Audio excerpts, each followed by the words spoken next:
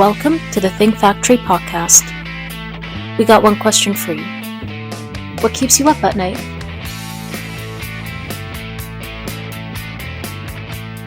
Welcome to the Think Factory podcast. This is part 2 of our discussion about cybersecurity and cyber insurance issues. Part 1 featured Brian Lydell, and in part 2, we're going to focus more on our guest, Mark Sherbertes, who's with us. And first of all, Mark, thanks for coming on the podcast. Great to talk to you. And why don't we start by having you tell our audience a little bit about who you are and what you do? Thanks for having me on, Amplix. My name is Mark Sherbertes, and I am the strategic consultant and director here at Amplix. Amplix is a strategic partner. We are an independent consultant team who help IT teams and CIOs capitalize in the IoT space and technology space. We are intensely focused on cybersecurity, and currently we are assisting our clients with cybersecurity policies, and providing them with an end-to-end overall solution. Yeah, I like that you use the word independent because, obviously you and I have talked about your business model and your pricing model, et cetera, and I know a little bit about it, but I want to make sure our audience really understands the position that Amplix occupies, in that you are really pretty similar to Brian Lydell in certain ways, where you're a broker of services, a professional and skilled buyer of services for your clients, right? Yeah, that's correct. We believe that trust is earned, and we do have a no-cost approach in consultancy on the surface level. And we also have subject matter experts if we need to do a deeper dive in your security and cyber posture. And we certainly have utilized that business model for over 20 plus years across the board in all facets of our organization.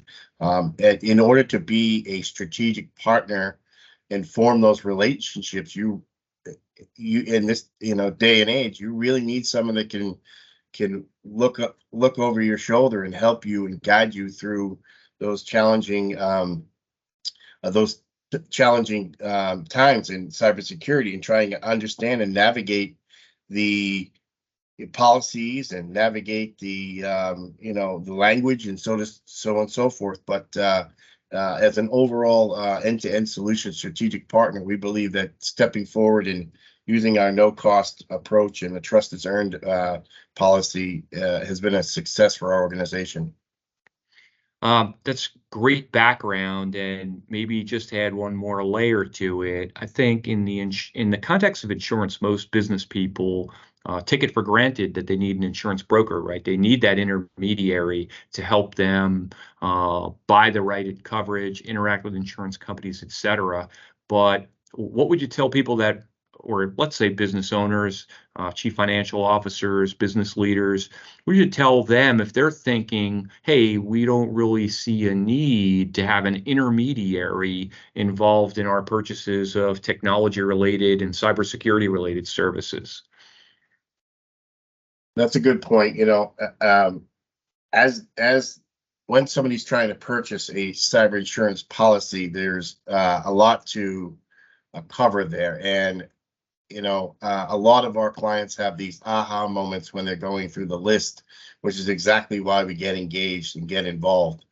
As an independent consultant, the benefits of being able to help and advise on those levels with the experience we have in our SM subject matter experts in the cybersecurity space, understanding that checklist and 3-page checklist and how to get to that specific policy that you need, or and the level of security insurance that you need. It's important to work with them in the beginning to help create a very sound cybersecurity posture in the beginning.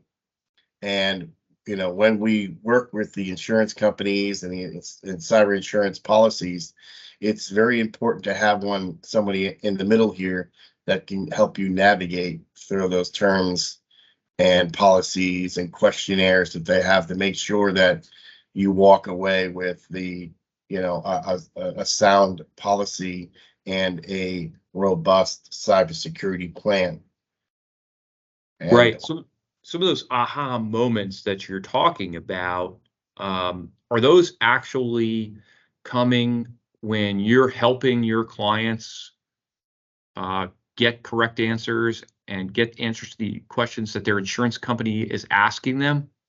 Yes, some of the complexities in those questionnaires are beyond a lot of folks. You'd need a CIO education or a subject matter expert to really understand those. In a small to mid-level market, those times can be challenging, which is why they lean on a company like Amplix, who has those answers for you to understand the questionnaire just in general. One of the questions that we ask, we have a questionnaire in our first engagement process with them that covers what kind of security systems do you have in place today? Do you understand the regulations and the standards that apply to your organizations? Are you encrypted already? Do you have some private security awareness and training for your staff? So those type of things bring on those aha moments. Do we have that in place? Do we practice those policies today? And that can really help when you're trying to get the right policy for your organization. And as you know, if you answer yes or no to one of those questions, you could get denied. And you'd have to go back and go back in and make sure you have those policies in place. And again, you would lean back on Amplix to help guide you through making sure that you have those qualifications in-house. You can proof of record for it, and then go back to that insurance policy and say, we do now have that in place. We did have our training, and we now have a cybersecurity mitigation plan and playbook involved, and then that can help you shape your policy in that way. Right. In the first part of our discussion, Brian Lydell spoke a little bit about how he's seeing a tendency in the middle market, right? Let's say middle market customers, middle market clients, companies that they're fairly large or fairly substantial, but they're not at the Fortune 500 level. And he's seeing a tendency of the insurance companies placing greater and greater requirements on those middle market companies, even though they don't have the in-house resources that would be expected at a Fortune 500 company, right? So the middle market is sort of being pushed by the insurance industry to a higher level of sophistication, a higher security stance, even though they might not have those resources to be able to match up with very large companies have. I mean, can Amplix as an intermediary bridge that gap? Exactly. Cyber insurance now is a whole new industry. It's something that's new to a lot of people. It's been around a while, but it hasn't been around a long time. So those mid-market companies can be challenged with a smaller IT staff. And in our 20+ years of business and over 100 years experience, we always find that IT teams are lean, and the CIO, everybody reports to the CIO, and they rely on their cyber team to make sure that they have all the posture in place, and they can be very lean. They're also working on 10 or 15 other projects at the same time. So that mid-market level is really a great bucket where Amplix falls in. Although we have the SMEs and subject matter experts that can go above and beyond that level, but to stay focused on the small to medium market, that is our sweet spot as consultants. We really, help you navigate through the terms and the policies for that, and ask those qualifying questions and help you assess your posture right there in the mid market. And we really need a strategic partner that can come up with an end-to-end solution for you in that mid-market space without having that massive capital and overhead to help have somebody come in that. So, to that, we have two flavors at Amplix. We have our no-cost consulting fee, or where we have our trust is earned and no-cost approach that we were talking about earlier. And you really need a strategic partner to help you look over the shoulder on a lot of these things. We do have another flavor with high-level SMEs that can really get a deep dive into those larger markets, but for for this particular podcast, we're kind of focused on small to mid-market companies, and we'll save that for another conversation. But we do have that reach. We do have a global level here at Amplix, and we do have many Fortune 50 companies that utilize us. We just want to make space for the small to mid-market as well. Yeah, I think it's important that you mentioned that reach because, for the middle market company, obviously, as you pointed out, they want to be lean. They want to staff leanly. They don't want to overstaff, particularly on things that they don't directly view as income producing, right? So let's say it's a manufacturing company. So they might not view their cybersecurity and IT technology as an income producing. They view it more as an overhead function, an administrative function. So there's going to be an emphasis towards staffing leanly, which is probably, going to create an opportunity or a need for outsourced help, which is, again, it's great because then you can only buy as much of it as you need. You're not overstaffed. You go out and get that expertise, and they may want to get that from somebody like an Amplix. But I think it's also important, as you point out, where Amplix has the reach up to the top of the market. So when they go to you, they're also getting somebody where you're operating at the absolute top of the market. You know what's there, who the best providers are, what the best practices are, what's happening at the highest level of sophistication of organizations, and then you can translate, how much of that is appropriate to be cost effective or judicious to bring it to a middle market company, by which we might mean, a company with, maybe 400 or 500 million in revenues, right? Absolutely. So you'll find that the market's ever changing, and it's important to have the knowledge and the expertise. So at Amplix, we really rely on staying ahead of the curve. What's next? What's coming down the line? Where's technology? What companies are migrating with one another? Who is the plan? We're on the forefront of what's going on a global level. We actually sit on the board of some of these large decision-making ISP companies and cybersecurity wholesalers out there in the world. And they always ask us, how are we doing for business? What's going on? And we strategically talk about the future of cybersecurity, where it's going, and AI, and all of those type of things. And trying to visualize where it's going into the next, 10 or 15 years in advance with AI and all those things. So it's important for us at Amplix it's not so much about the here and now. It is protecting your company and your environment with an insurance policy as well, but also being able to lean on somebody that says, okay, what's coming down the pipe? Where do we see where do we see cybersecurity going and insurance policies going in the future? And that's important for, customers to know so they can budget and so on and so forth, because it's getting more challenging and challenging out there every day, unfortunately. But to one of your points there, a lot of our customers utilize us on the forefront prior to buying a policy, making sure that they have the procedures and they're in place. So in a case study that we have right now, we have a mid-market company that has 42 locations in the United States, and they are currently poised to buy another 10 or 15 other companies. So here we bring on multiple loads of laptops and desktops and people that work from home and telecom workers and telehealth workers and so on and so on. So everybody's remote these days. Well, that brings on another layer of risk, right? So understanding all those risks and how to mitigate those risks on the forefront so that you can go get the correct policy down the road is very, very important in today's age. And again, Amplix provides an end-to-end solution, and we really try to stay ahead of the curve by updating our information booth, as we call it, on a 5-year, 10-year look level, we call it. Yeah, I mean, to your point, and your earlier point as well about these aha moments. I mean, this is a little bit of what we talked about with Brian Lydell, where we're all three of us have been concerned about the future possibility that insurance companies will get more aggressive about trying to rescind or void insurance policies. And rescinding or rescission is a legal term, but basically means to void the policy.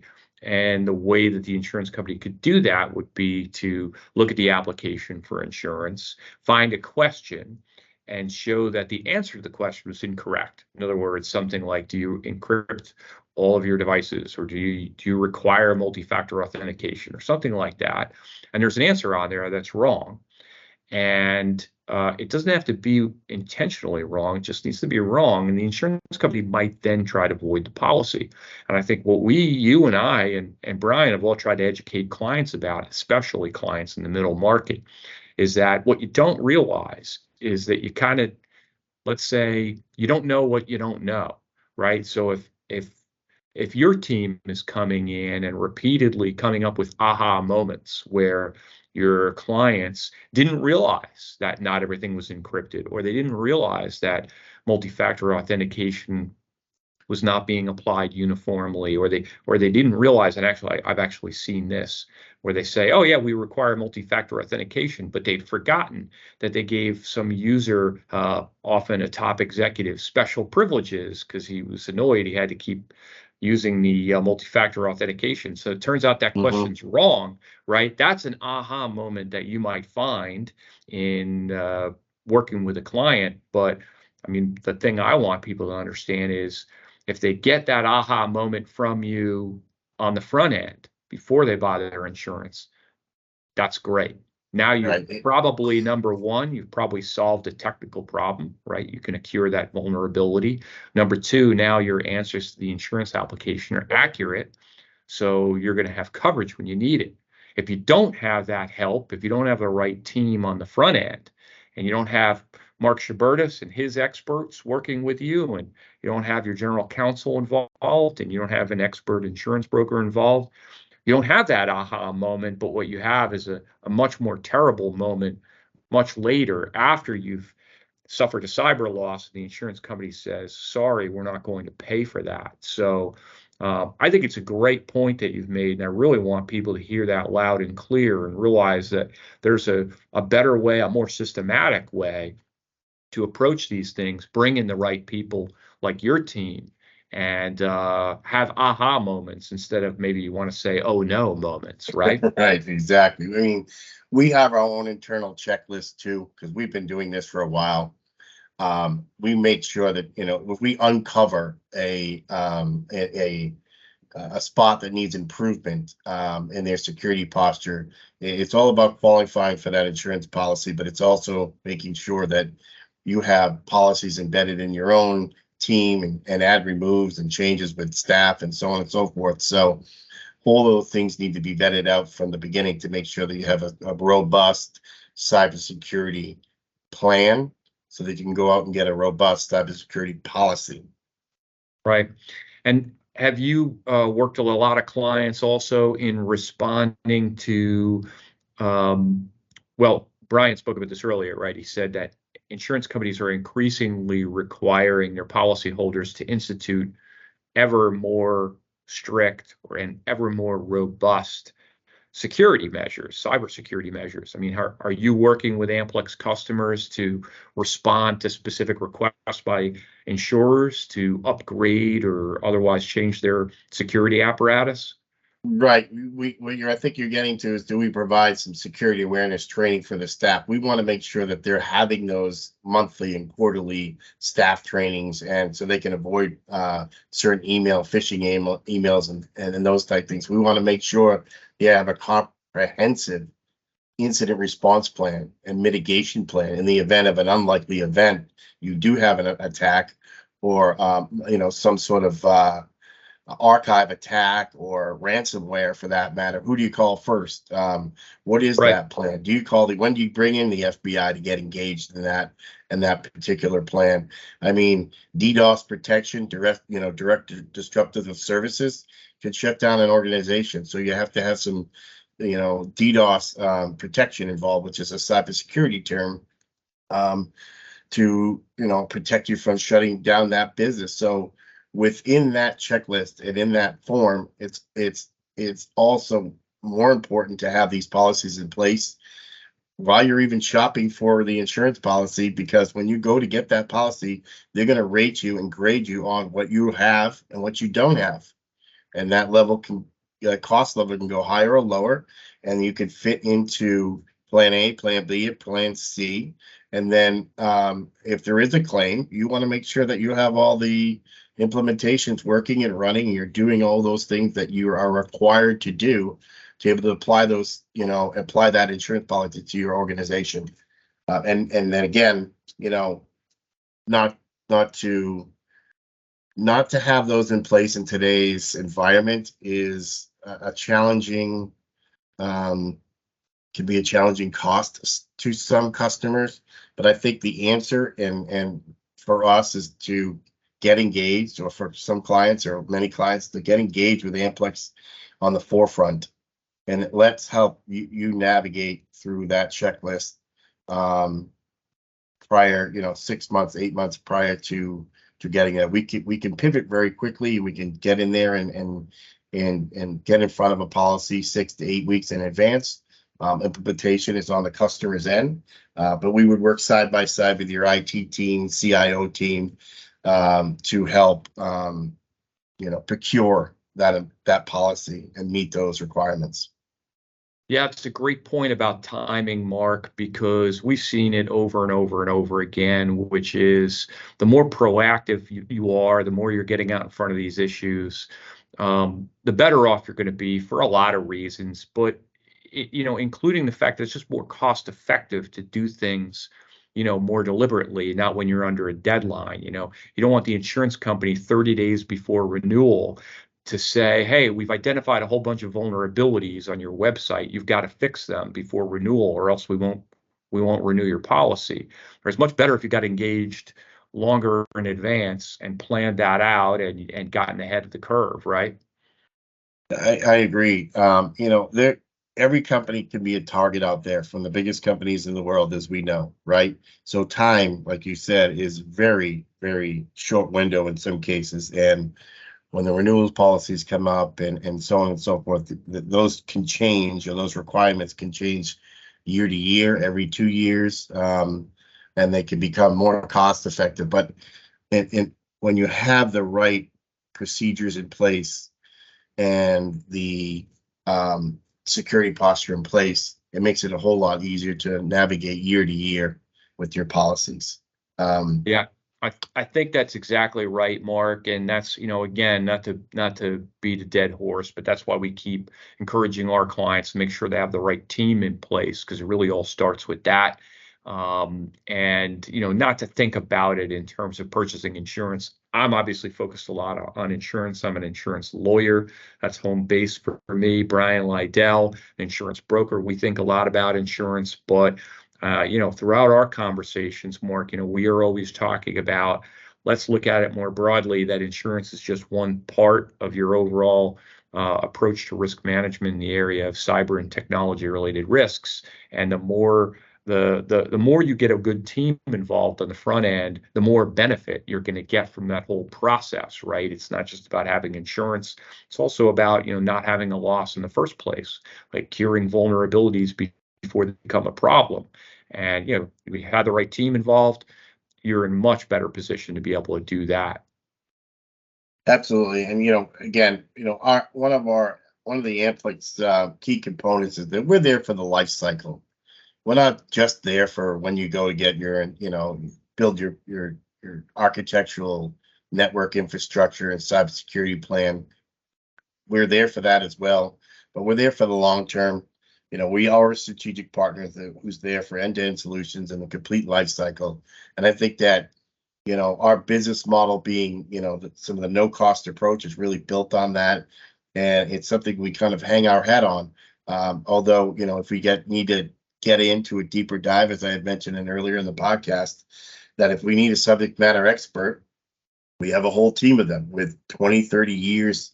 And some of the biggest companies in the world, Fortune 50s, Fortune 10 companies, and Amplix, as we grow as an organization, as I said, we need to stay ahead of the curve. In order to do that, we also have to bring in subject matter experts that are extremely qualified to answer the highest level of questions and make sure that you feel secure in what you're doing moving forward, and not making sure it does not keep you up at night. So they all work in tandem, the policies and what we do. But as you mentioned, having us come in on the forefront is an ideal, solution to help you with, the future of your cybersecurity posture.